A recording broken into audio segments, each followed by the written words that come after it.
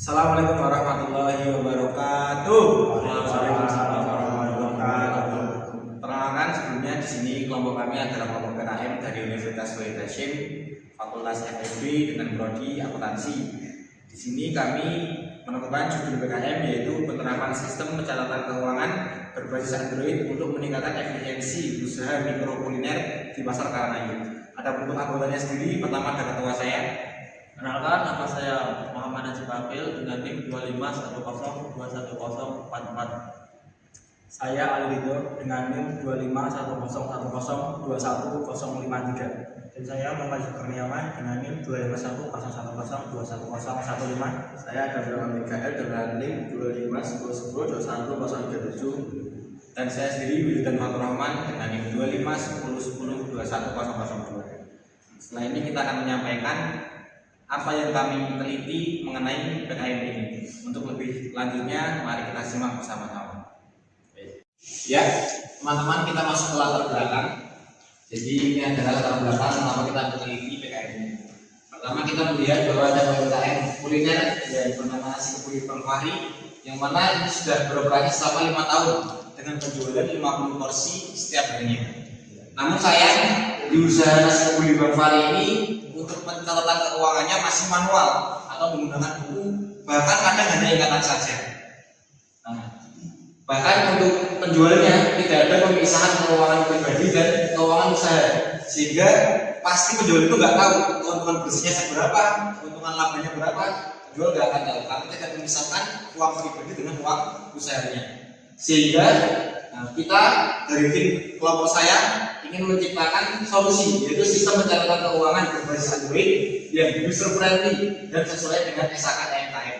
Karena pengusaha sendiri sudah terbiasa menggunakan Android WA atau teknologi yang sederhana. Ya teman-teman, sekarang kita lanjut ke rumusan masalah. Ada 3 rumusan masalah yang akan kita bahas di sini. Yang pertama yaitu bagaimana mengurangi kesalahan pencatatan transaksi dan memisahkan keuangan usaha dan pribadi. Seperti yang sudah saya jelaskan tadi, karena kalau kita ingin mengetahui laba suatu usaha, kita tidak boleh mencampurkan uang pribadi dengan uang hasil usaha. Yang kedua yaitu bagaimana mengimplementasikan sistem pencatatan berbasis Android yang mudah digunakan oleh pedagang tradisional. Kenapa? Karena pada zaman sekarang ini rata-rata pedagang adalah usia-usia yang sudah sedikit tua, sehingga mereka terkadang tidak mengetahui jika teknologi itu sulit. Maka di sini kelompok kami akan membuat teknologi yang mudah difahami oleh semua kalangan.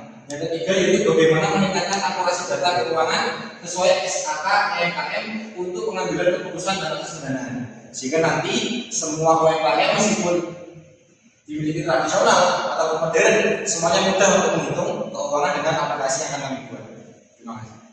Tujuan program di PKM hari ini adalah memberikan pembinaan literasi keuangan dan pencatatan transaksi yang terstruktur, menyelesaikan aplikasi CAPIK untuk usaha kuliner pasar tradisional, memudahkan mitra penelapan keuangan dilakukan arus kas dan hasil keuangan secara otomatis, meningkatkan efisiensi waktu operasional untuk fokus pada pengembangan.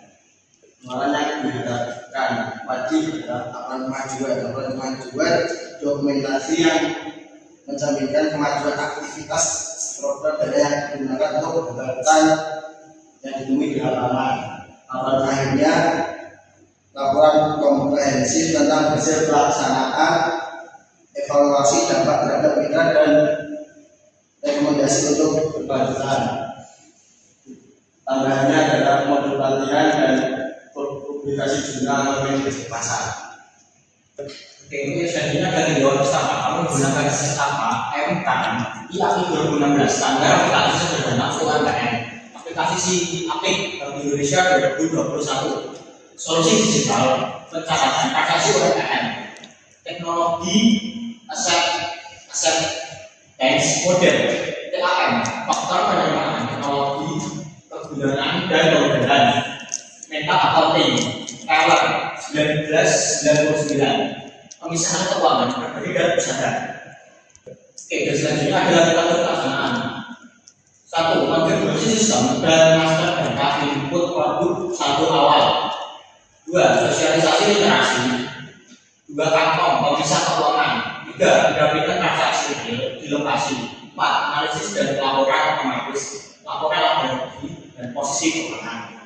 Baik, kemudian yaitu ada anggaran biaya.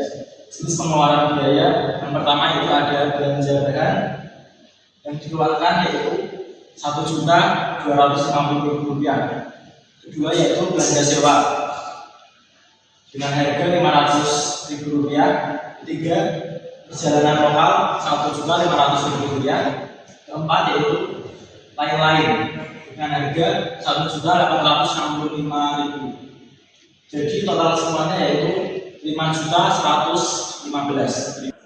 Selanjutnya yaitu ada jadwal kegiatan. Kegiatan bulan 1, bulan 2, dan bulan 3 serta bulan 4. Pertama, identifikasi kebutuhan dan konfigurasi SIAPIK. Kedua, literasi keuangan dan sosialisasi dua kantong. Ketiga, pelatihan input transaksi dan pendampingan. Keempat, evaluasi kemandirian dan audit laporan. Kelima, penyusunan laporan akhir dan penyerahan modul. Terima kasih. Selanjutnya adalah manfaat penerapan iptek bagi mitra. 1. Transparansi keuangan, mengetahui keuntungan deal. 2. Yaitu pengelolaan bintang-bintang lebih yang penting.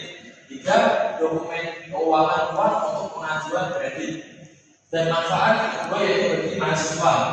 1. Pengalaman nyata dan menerapkan ilmu akuntansi dan TI. Selanjutnya pengembangan kemampuan interpersonal dan sosial.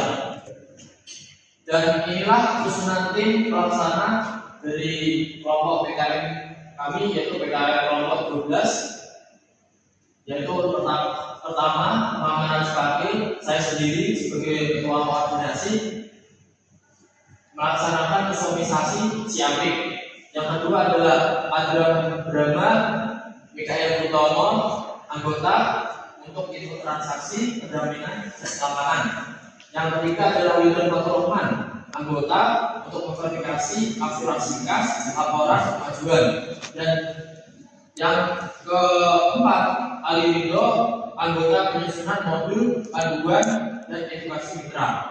Dan yang terakhir adalah Muhammad Yusuf Kurniawan, yaitu anggota untuk dokumentasi, administrasi, dan laporan akhir. Dan yang terakhir adalah penutup. Jadi proposal kami mengusulkan solusi digital kebersihan baik untuk meningkatkan efisiensi keuangan UMKM kuliner.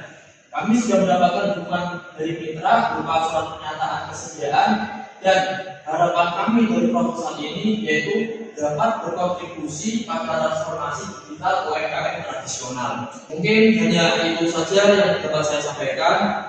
Selebihnya mohon maaf dan terima kasih.